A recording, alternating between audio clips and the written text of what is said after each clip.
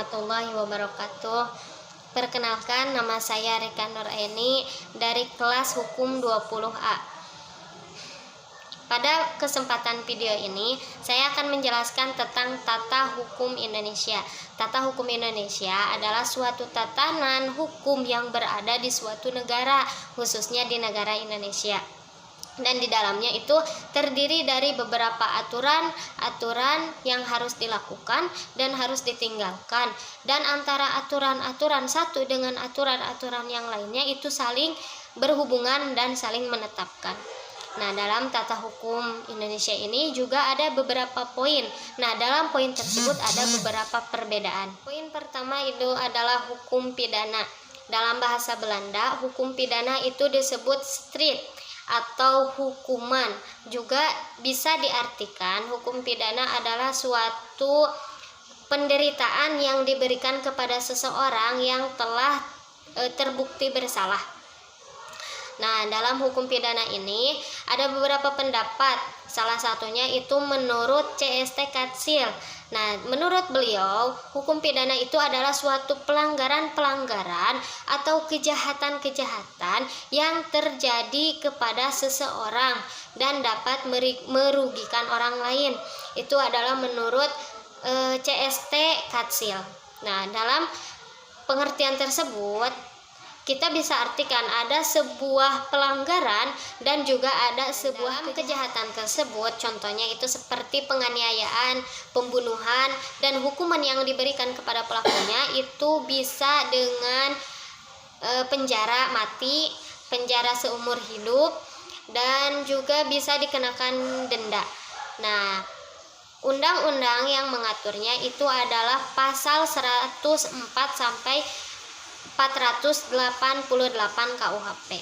Nah, dalam pelanggaran itu contohnya seperti seseorang melakukan pelanggaran di suatu jalan, seperti dia melanggar lalu lintas, tidak mengenakan helm, dan tidak mempunyai surat izin mengemudi.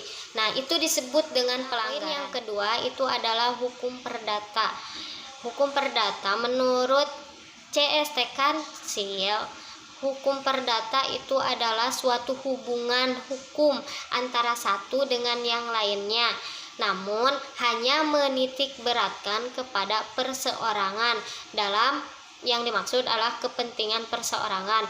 Contohnya itu hukum yang mengatur tentang harta benda, kekayaan, waris, kekeluargaan, dan lain sebagainya. Nah, dalam hukum perdata ini diatur juga dalam KUHP. Hukum perdata ini terbagi menjadi dua, yaitu hukum perdata tertulis dan ada hukum perdata tidak tertulis. Nah, dalam hukum perdata tertulis itu ada BW, krakat, dan jurisprudensi. Nah, dalam hukum perdata tidak tertulis itu adalah seperti kebiasaan. Selanjutnya itu adalah hukum tata negara.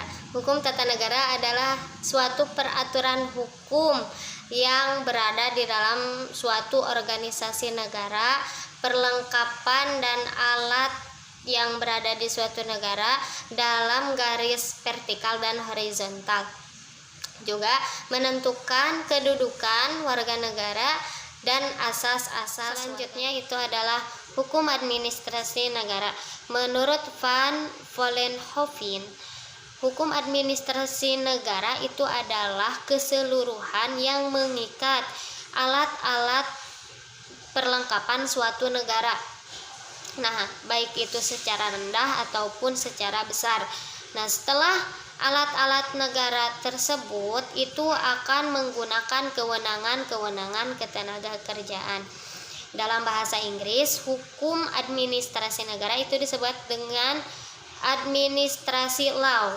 Nah, menurut bahasa Indonesia, hukum administrasi negara atau hukum tata pemerintahan. Selanjutnya itu adalah hukum adat. Nah, hukum adat ini adalah suatu perilaku yang dilakukan secara berulang-ulang dan diikuti oleh yang lainnya. Nah, secara turun-temurun mereka melakukan hal yang sama sehingga pada akhirnya mengikat dan ditaati. Nah, hukum adat ini juga diatur dalam Undang-Undang Nomor 5 Tahun 1960 tentang UU PA, dan juga diatur dalam Undang-Undang Nomor 5 Tahun 1974 tentang perkawinan. Nah, sumber-sumber hukum adat ini adalah hukum kebudayaan tradisional rakyat, adat istiadat, doktrin hukum adat, juga keadilan kebiasaan yang timbul pada akhir. Perbedaannya itu adalah ada yang disebut dengan hukum ketenaga kerjaan. Jadi hukum ketenaga kerjaan ini adalah seluruh peraturan-peraturan yang dibuat oleh pihak yang berwenang, ya, mengenai hubungan tenaga kerja baik sebelum, semasa, dan sesudah masa kerja. Nah, dalam hukum ketenaga kerjaan ini juga ada sifat ketenaga kerjaan, yaitu secara yuridis.